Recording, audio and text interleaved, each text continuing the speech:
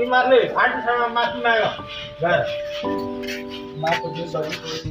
यस्तो भएको थियो यार यो फुपा त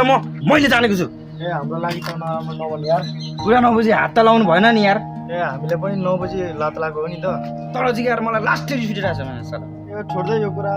त ठिक छेस यार ठिकै छु तिम्रो जस्तो साथी पाएको छु ठिक त किन यार चुप गदा अनि अञ्जलीलाई प्रपोज गरिस् त कहाँ गर्नु यार लेखेको चिठी कहाँ खस्यो अनि अर्को लेख्न त ए लेख्दिन अब डाइरेक्ट प्रपोज हान्ने अब ओके अल द बेस्ट ल ल हिँड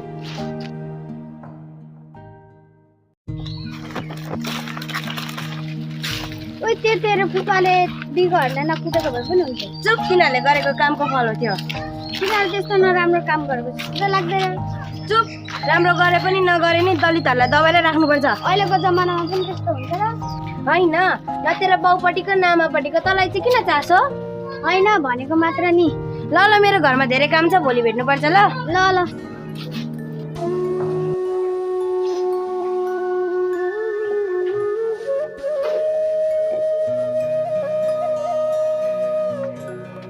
ओइ ओइ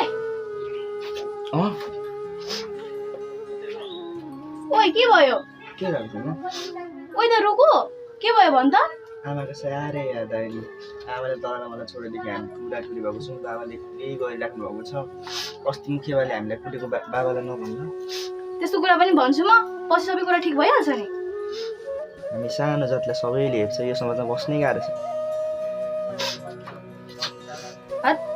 त्यस्तो फाल्तु कुरा पनि सोध्छ बुढो आइज म खाना बस्किन्छु खाना खाना आइज ल ल अस्ति जे हो नि तर मजा आयो है कस्तो मजा आयो तिनीहरू कुरा खाँदा त यार तिनीहरू कुरा खाँदा त कुकुरको चाक जस्तो भएको थियो मुख तिनी त्यस्तो नभन्न बाँदरको चाक जस्तो रातो भएको थियो त्यसको त साँच्ची टोमीलाई चाहिँ कसले हेरेका तँलाई एउटा कुरा हुन्छ कसैलाई नभन ल साँच्ची साँच्ची कसैलाई भन्दै जानुहोस् नि भन्दिनँ क्या खास गरी यहाँ भन्नुपर्दा चाहिँ टोमीलाई चाहिँ मैले हानेको ठिकै गरिस् तैँले कुटिस् बिकहरू फस्यो सर्पो पनि मर्यो लट्ठी पनि भाँचेन भित्ताको पनि कान हुन्छ क्या ए चोड निन्द्रा लागिसक्यो मलाई निन्द्रा लागिरहेछ